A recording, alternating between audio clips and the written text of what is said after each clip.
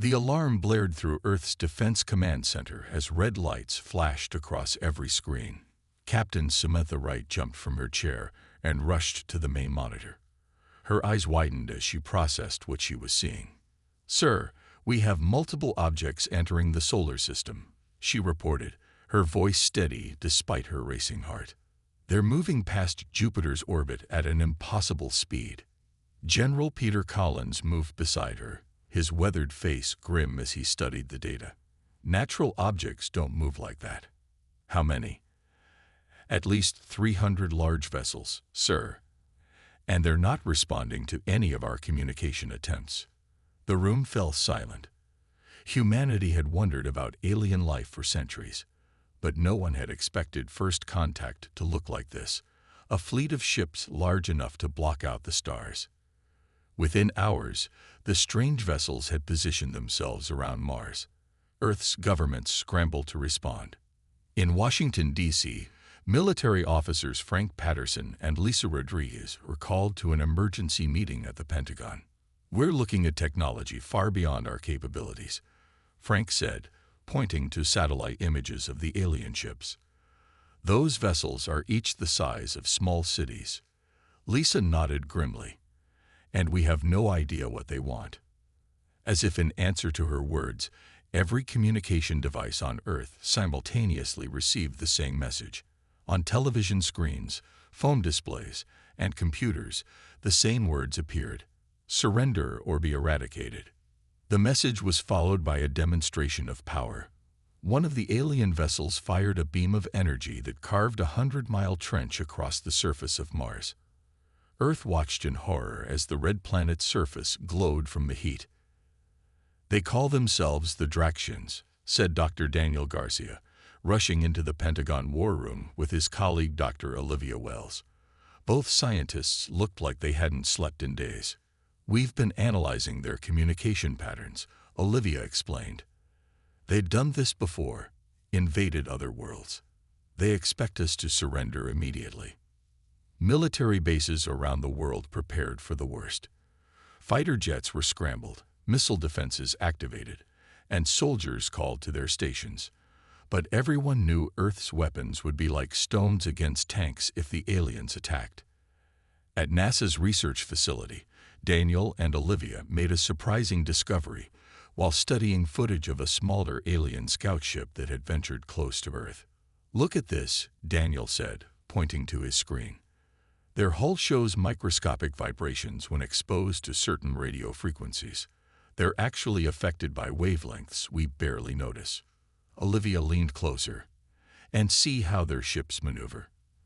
They avoid direct sunlight whenever possible. Their materials might be sensitive to something in our star's spectrum." Meanwhile, at the United Nations emergency session, Earth's leaders debated their response to the alien ultimatum. Some argued for surrender, hoping to avoid total destruction. Others insisted humanity should never bow to threats. Captain Wright was called to speak before the assembly. "These Draxians expect us to fold immediately," she said.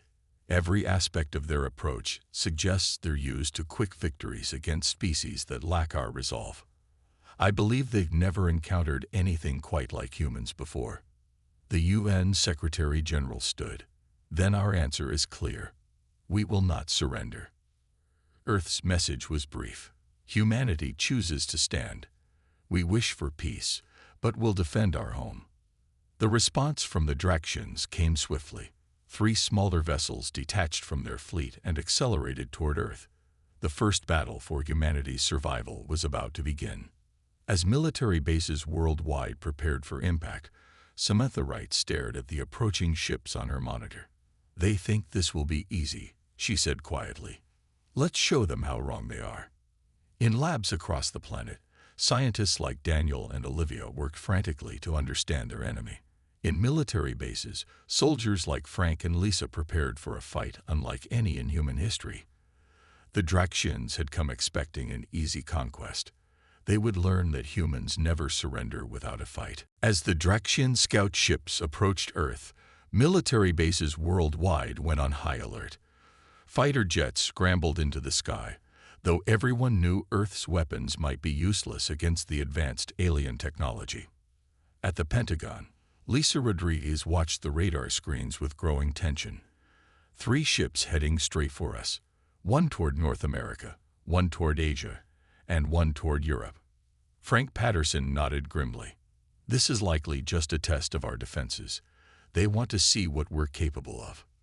The first alien ship entered Earth's atmosphere over the Pacific Ocean, heading toward the California coastline. Fighter jets intercepted it, firing missiles that exploded harmlessly against some kind of energy shield surrounding the vessel. But the aliens hadn't expected the creativity of human desperation. When conventional weapons failed, a pilot named Joe Martinez flew his jet directly into the alien ship's propulsion system.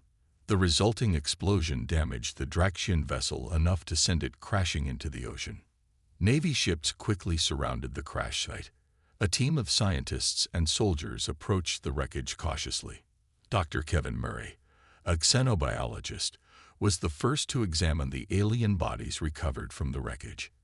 In his lab, he made a startling discovery. Their nervous systems are incredibly complex, he explained to the military officers watching his work. Much more sensitive than ours. Look at these neural pathways. They have sensory receptors we don't even possess. Kevin carefully removed a piece of alien equipment from a Draxian body. This appears to be some kind of sensory dampener they wear. It might be protecting them from sensory overload. Meanwhile, Lieutenant Eric Johnson led a small team on a dangerous mission. Using diving equipment, they entered the sunken alien ship through a hole in its hull. Everything is built to minimize vibration, Eric reported over his radio. The materials feel strange, almost soft to the touch despite being stronger than our strongest metals.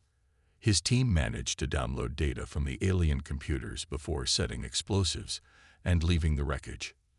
Back at headquarters, intelligence officer Natalie Baker worked day and night to decode the alien information. Their language is based on mathematical patterns, she explained to her superiors. They communicate in a rigid hierarchy. Lower ranks cannot question orders from above.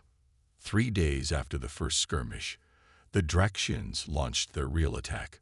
A massive beam of energy struck the lunar research outpost, killing 50 scientists and destroying years of research. Earth's defenses fought back with everything they had. Missile launches lit up the sky from every continent. Most were intercepted by the alien ships, but a few found their targets when launched in overwhelming numbers. During the battle, an alien landing craft was disabled and crashed in the Arizona desert. Earth forces quickly secured the area and retrieved the vessel mostly intact. Engineers Stephanie Clark and Victor Martinez were among the first to examine the captured craft. Their technology is advanced but understandable, Stephanie said, carefully removing a panel from the alien engine. They rely heavily on materials that absorb energy in ways ours can't. Victor pointed to a strange device in the ship's control room. This seems to be their version of radar, but it's much more sensitive. It can detect subtle energy patterns we probably can't even measure. While the engineers worked, another attack hit Earth's orbital defense satellites. The Draxians systematically destroyed humanity's eyes in the sky, leaving Earth partially blind to their movements. In response, Admiral William Foster called an emergency meeting of Earth's military leaders. "They're testing us," he said, pointing to a map showing the alien attack patterns. "They're probing for weaknesses, trying to understand our capabilities before launching a full-scale invasion." Lisa Rodriguez stood up. "But they've already revealed something important about themselves. Their ships move away when we hit them with certain frequencies. Dr. Murray's research suggests they have hypersensitive nervous systems. Then we need to exploit that," said Frank Patterson. "If they can feel more than we can, then they can suffer more than we can." The room fell silent as the implications sank in. Earth would not win this war with conventional weapons. They needed to think differently, to use the aliens' own biology against them. "We need more information," Admiral Foster decided. "And we need a better weapon." The sky turned red over New York as the Draxian ships descended. Similar scenes played out across the globe: London, Tokyo, Cairo, Sydney, all under attack at once. The aliens had launched their full invasion. Buildings crumbled under alien energy weapons. People ran screaming through streets filled with smoke and debris. The Draxians had come to conquer, and they struck with overwhelming force. In the Pentagon's underground command center, Admiral William Foster watched the destruction with a grim face. He turned to his officers and spoke 5 words that would change the course of the war. Initiate Operation Thunderstrike now. Across the planet, hidden missile silos opened. But these missiles didn't carry normal explosives. They contained special devices designed based on what humanity had learned about the Draxian nervous system. In Boston, the alien ships had destroyed half the city when combat pilot Angela Morrison led her squadron into battle. Her fighter jets were equipped with new weapons that emitted specific sound frequencies rather than explosions. Remember, she told her pilots through the radio, aim for their sensor arrays. Those are their weak points. The jets screamed through the sky, releasing their sonic weapons. The effect was immediate. The Draxian ships faltered, their smooth movements becoming jerky and uncoordinated. It's working. Angela shouted as she banked her jet around for another pass. They're disoriented. The sonic weapons didn't destroy the alien ships, but they disrupted the pilots inside. The Draxians, with their hypersensitive nervous systems, experienced the sonic attack as unbearable pain. Meanwhile, in a secret laboratory beneath the Rocky Mountains, scientists had developed the next generation of weapons against the aliens. Dr. Kevin Murray held up a small device that looked like a flashlight. "We call it the pain amplifier," he explained to General Foster. "It targets the Draxian neural pathways we identify from the captured specimens. It won't kill them, but it will make them wish they were dead." The first pain amplifiers were rushed to soldiers on the front lines. The effect was immediate. When activated near Draxians, the aliens would freeze, their bodies seizing up in agony. In Washington, D.C., military strategist Ryan Cooper studied footage of the alien attacks. "Look at their formations," he pointed out to Lisa Rodriguez. "They always follow the same patterns: 3 waves, precise spacing, predictable angles." Lisa nodded. "They're not adaptable. They follow strict protocols." "Exactly," Ryan said, "which means we can predict their movements." The Draxians, frustrated by humanity's unexpected resistance, released biological agents into Earth's atmosphere. They expected the human population to weaken and surrender. They were wrong. "Their biological weapons aren't compatible with Earth biology," explained Dr. Olivia Wells as she examined samples in her lab. "They don't understand our DNA structure. These agents might work on other alien species, but not on us." As the war entered its second week, humanity changed tactics. Instead of trying to match the aliens' firepower, Earth forces focused on guerrilla warfare. Small teams would strike Draxian positions, using pain amplifiers to incapacitate the aliens, then retreat before reinforcements arrived. The Draxians, used to overwhelming their enemies with superior technology, became frustrated by these tactics. Their rigid hierarchy and inability to adapt quickly gave humans an unexpected advantage. The turning point came when a special forces team led by Captain Tim Benson infiltrated a Draxian command ship hovering over Chicago. Using stealth technology developed from studying alien materials, they boarded the vessel undetected. "Remember," Tim told his team, "we need to capture this ship intact." The team moved through the alien corridors, using pain amplifiers to subdue any Draxians they encountered. When they reached the bridge, they used a larger version of the device to incapacitate the entire command crew at once. As the alien officers writhed in agony, unable to move or fight back, Tim radioed Earth Command. "Mission accomplished. Command ship captured." For the first time since the invasion began, humanity had scored a major victory. They now had access to the aliens' navigation systems, communication networks, and weapons controls. More importantly, they had proven that despite the Draxians' technological advantage, humans could still win. Admiral Foster received the news with the first smile anyone had seen on his face in weeks. Now, he said, we take the fight to them. In the weeks following the capture of the Draxian command ship, Earth scientists worked day and night to understand the alien technology. The ship's computers contained valuable information about the invaders. Dr. Hither Brooks, a neurologist, made perhaps the most important discovery. She studied the Draxian brain structure using scanners from the alien ship. Their pain receptors are incredibly dense, she explained to Admiral Foster and the military command. They feel pain at least 10 times more intensely than humans do. What would be uncomfortable for us is unbearable for them. She pulled up images comparing human and Draxian nervous systems. We evolved on a harsh planet where pain tolerance was necessary for survival. They evolved on a world with few threats, giving them no reason to develop pain resistance. This information changed everything. Humanity now understood their greatest advantage in this war was not technology or numbers, but simple human endurance. Meanwhile, military engineer John Phillips worked with a team to develop new weapons based on this discovery. In his lab, he demonstrated a small device that emitted a high-pitched sound barely noticeable to human ears. This sonic frequency is merely annoying to us, John explained, but to a Draxian, it causes intense pain throughout their entire nervous system. The captured command ship revealed more than just biological information.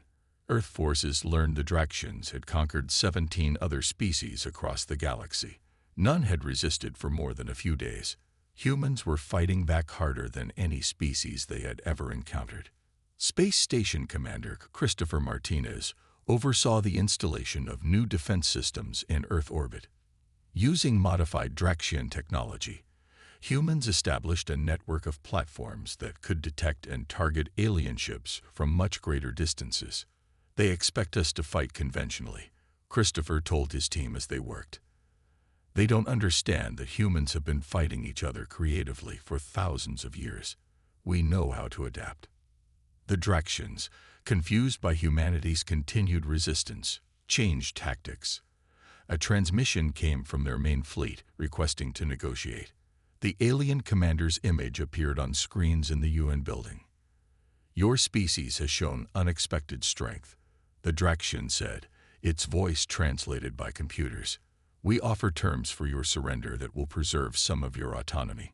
General Diane Lewis, representing Earth's United Military Command, responded firmly.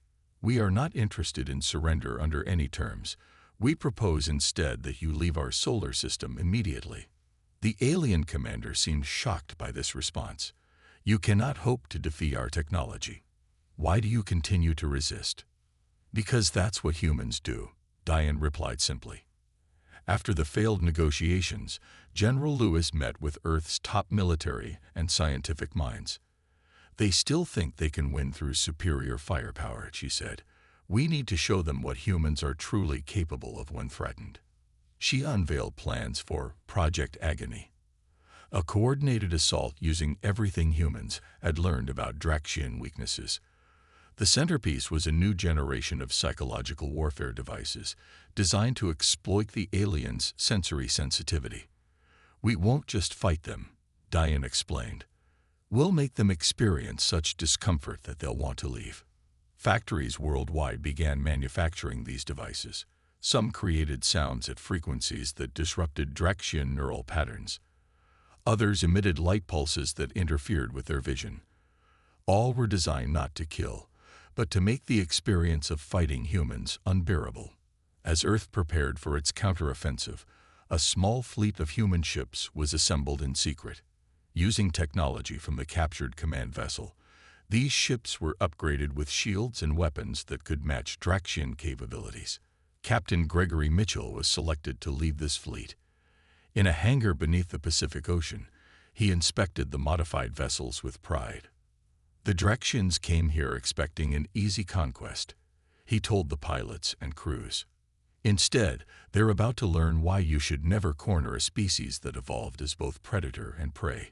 We're taking the fight to them, and will make them regret ever finding Earth. Captain Gregory Mitchell's small fleet of modified ships slipped away from Earth under the cover of darkness. Their mission was critical: to penetrate the heart of the Draxian Armada and deploy the new weapons humanity had developed. Radio silence from now on, Gregory told his crews. We'll use the stealth technology we copied from their scout ships. The human vessels moved slowly through space, their engines modified to produce minimal heat signatures. They looked like nothing more than small asteroids drifting between planets. Meanwhile, on Earth, the final preparations for Project Agony were complete. Scientists had created devices called neural disruptors that could target the specific pain centers in Draxian brains. These aren't designed to kill, explained Dr. Heather Brooks as she demonstrated the device to military leaders.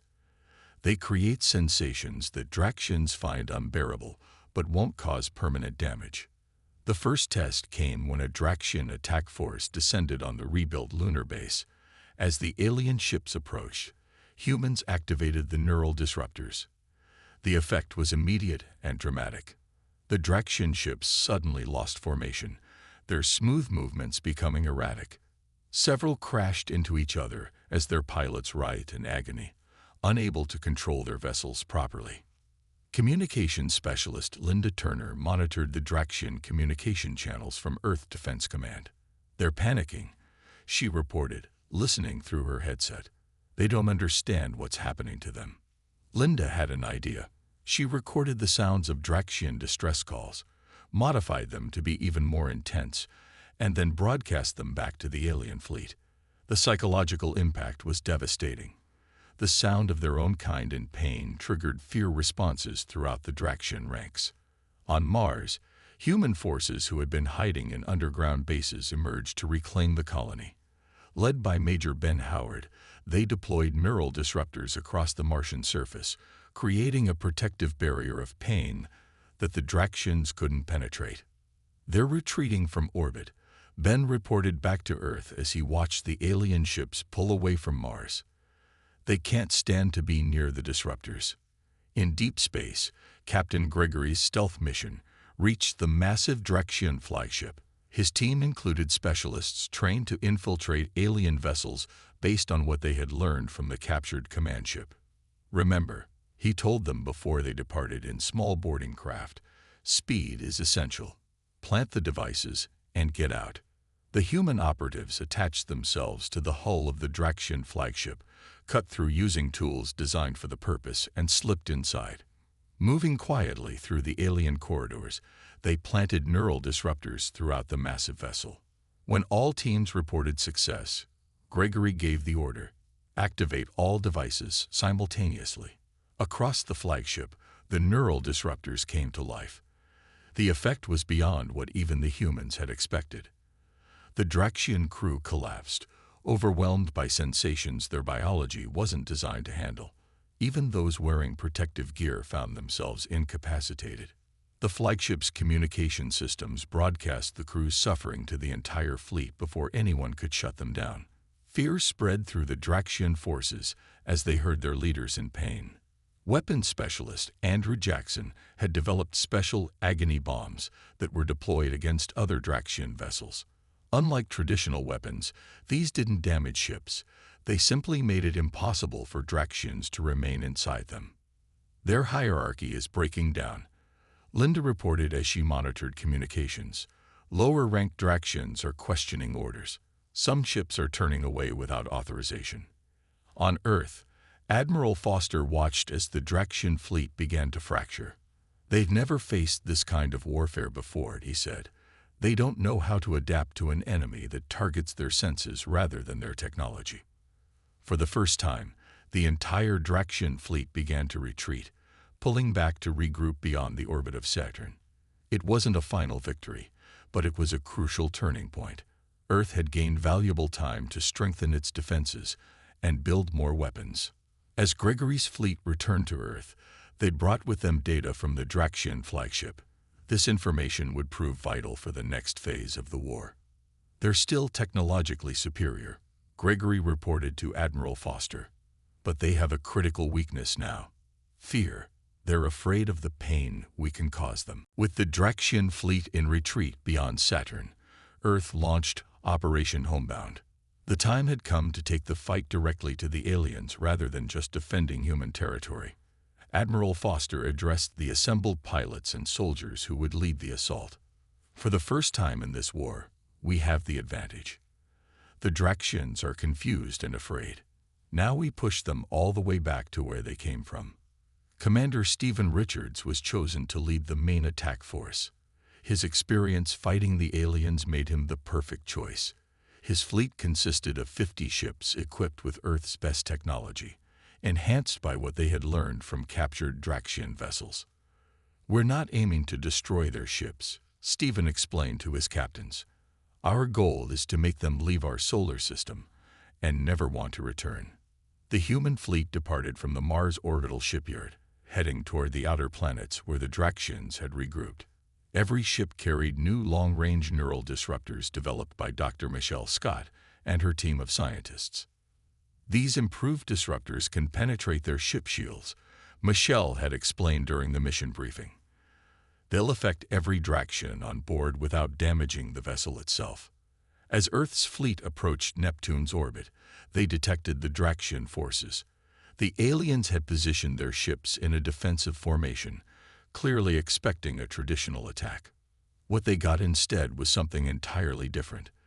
The human ships spread out in an unusual pattern that confused the Draxian commanders. It didn't match any of the military formations in their extensive conquest history. "Begin transmission on all frequencies," Commander Richards ordered. Every human ship activated their neural disruptors simultaneously.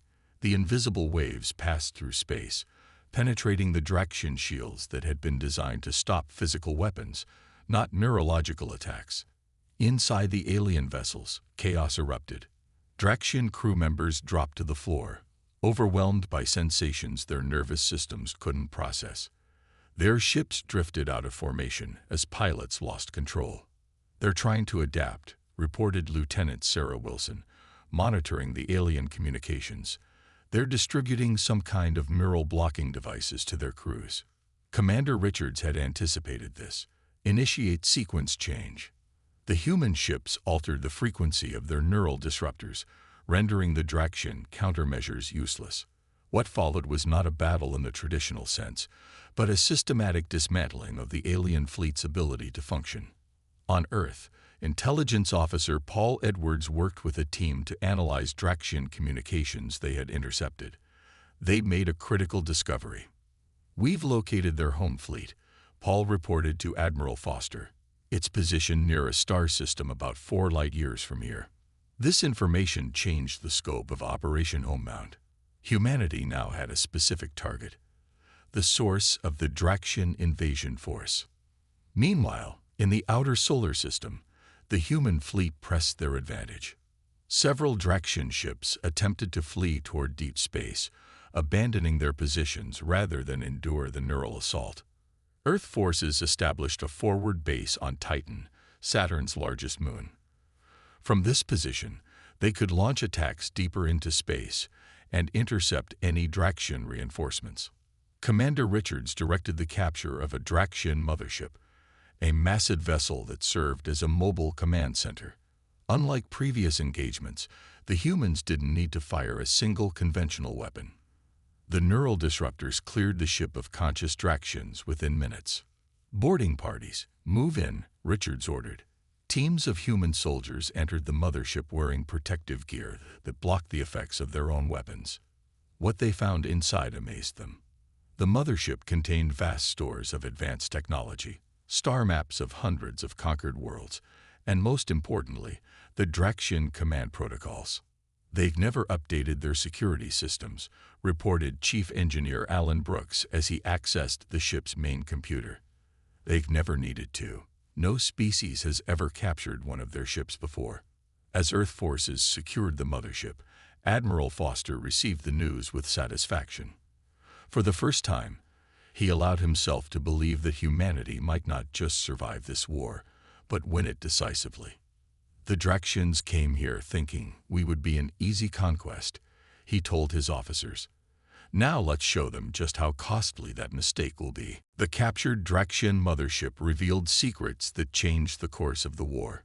Human scientists discovered the aliens used a complex telepathic network to coordinate their forces across vast distances. This network connected all Draxian commanders to their emperor. Their entire empire is controlled by a single ruler, explained Alan Brooks as he presented his findings to Earth's military leaders.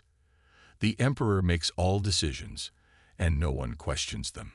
Captain Kate Wilson was selected to lead a special task force directly to the Draxian home system. Her mission: to end the war by confronting the aliens in their own territory. "We're not just defending Earth anymore," Kate told her crew as they prepared for departure.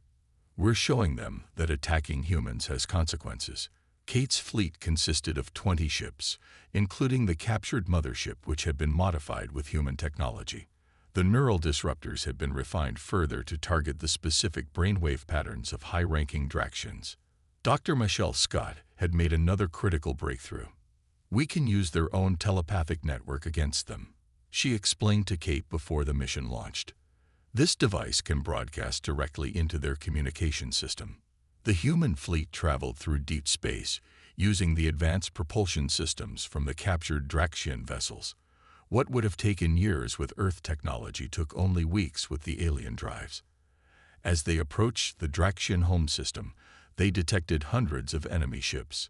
The aliens had clearly called back forces from across their empire to defend their homeworld. "They're expecting a conventional attack," Kate observed. "Let's show them something new." Instead of engaging the defensive fleet, the humans activated a new weapon system, the psychic warfare device. It connected to the Draxian telepathic network and began broadcasting images directly into the minds of every alien connected to the system. The images showed defeated Draxian forces from the battles in Earth's solar system. They showed alien ships retreating, crews suffering from neural disruptors, and captured vessels now controlled by humans. Most importantly, they showed that humanity had not just survived, but had pushed back the supposedly invincible Draxian forces. The effect was immediate. The rigid Draxian command structure began to break down as lower-ranking officers received these disturbing images. They had never experienced failure before and had no protocols for dealing with it. "Their fleet is in disarray," reported Communications Officer Jeff Bradley. "Some ships are moving out of formation. Others are turning away completely." The chaos wasn't limited to the Draxian military. The telepathic network connected to their entire society. Civilians on their homeworld and colonies received the same images of defeat and failure. Intelligence Officer Paul Edwards, monitoring Draxian communications from the mothership, made another discovery. The Draxians have conquered 17 other species who serve them as slaves. These subjugated races are seeing the broadcasts too. Across the Draxian Empire, slave species who had lived in fear for generations suddenly saw their masters defeated. Rebellions erupted on multiple worlds as these oppressed beings realized the Draxians could be beaten. The Emperor, faced with this unprecedented crisis, made a critical decision. He ordered all ships to withdraw from Earth's solar system and return to defend Draxian territory. "Their entire military structure is collapsing," Kate reported to Admiral Foster via faster-than-light communication. "They're experiencing something they've never faced before: fear of extinction."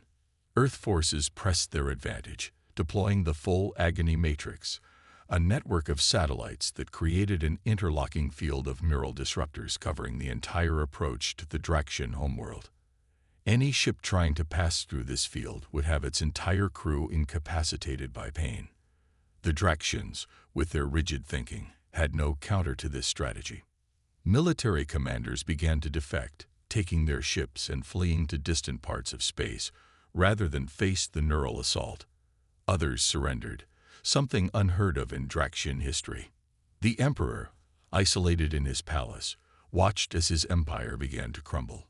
The species that had conquered dozens of worlds across the galaxy was being defeated not by superior firepower, but by their own biology and psychology. "Prepare for the final phase," Kate told her crew. "We're going to end this war once and for all. The final battle for humanity's survival took place in orbit around the Draxian homeworld. Admiral Laura Peterson, who had replaced Admiral Foster as Earth's Supreme Commander, led the fleet from the flagship Unity. All ships, maintain formation, Laura ordered as they approached the planet. Remember our mission. We want surrender, not extinction. The remnants of the Draxian Defense Force had gathered in a last desperate line around their homeworld. Their once mighty armada, which had conquered countless worlds, was now reduced to a fraction of its former strength. Earth's ships deployed in a sphere formation that surrounded the planet, cutting off all escape routes. The neural disruptors were ready, but Laura held back the order to activate them. She opened a communication channel to the Draxian Emperor. "This is Admiral Laura Peterson of Earth. We offer you one chance to surrender unconditionally. If you refuse, we will activate the Agony Protocol across your entire world." On the Draxian homeworld, the Emperor sat on his throne, surrounded by frightened advisors. For the first time in the 3,000-year history of their empire, they faced defeat. The Emperor had never experienced such a thing. His species had always been the conquerors, never the conquered. "We still have superior numbers," one advisor argued. "We can sacrifice many ships to destroy theirs." The Emperor made his decision. "We will not surrender to lesser beings. Prepare all ships for attack." The Draxian fleet surged forward in one massive wave. It was an impressive sight. Hundreds of ships moving with perfect coordination, all controlled by the Emperor's will through the telepathic network. Laura watched calmly as they approached. They're still thinking like conquerors, not survivors. "All ships, initiate defensive pattern Delta." The human fleet scattered in what appeared to be a chaotic retreat. The Draxians, sensing victory, pressed forward eagerly. It was exactly what Laura had expected. "Now," she ordered. Every human ship activated specialized disruptors aimed at the Draxian flagship where the Emperor resided. The devices targeted the telepathic network itself, overloading it with sensory information. The effect rippled through the entire Draxian fleet. Ships faltered as their crews lost their connection to the central command. Some collided with each other, while others fired weapons in random directions, hitting their own vessels. The Emperor, at the center of the telepathic network, experienced the worst effects. His advanced nervous system, evolved for heightened sensory perception, became a liability as he felt the combined agony of thousands of his subjects. In desperation, the Emperor ordered his flagship to make a suicide run at the Unity. It was a last desperate move to at least take the human commander with him. "They're on a collision course," warned Navigation Officer Carl Johnson. "Impact in 30 seconds. Laura remained calm. "Activate the Agony Protocol." Every neural disruptor in the human fleet focused on the Draxian flagship. The effect was immediate and overwhelming. The massive vessel veered off course as its crew collapsed, unable to function through the pain. "Their flagship is disabled," Carl reported. "All enemy vessels are losing formation." Laura opened the communication channel again. "Emperor of the Draxians, your fleet is defeated. Your crew is incapacitated. Surrender now, or we will extend the Agony Protocol to your entire planet." This time, the response came quickly. The Draxian Empire, which had conquered 17 species across multiple star systems, surrendered to humanity. In the weeks that followed, peace negotiations began. The terms were dictated by Earth, from a position of strength that few could have imagined when the invasion first began. "The Draxians will withdraw from all conquered worlds," Laura announced to the representatives of Earth's governments. "Their empire is finished." Captain Samantha Wright, who had been the first to identify the alien threat months ago, was selected as humanity's first ambassador to the galactic community. Her mission would be to establish peaceful relations with the species freed from Draxian control. At the formal surrender ceremony, the Draxian Emperor asked Samantha a question that had been troubling him. "How did you defeat us? We had superior technology, superior numbers, and thousands of years of conquest experience." Samantha smiled slightly.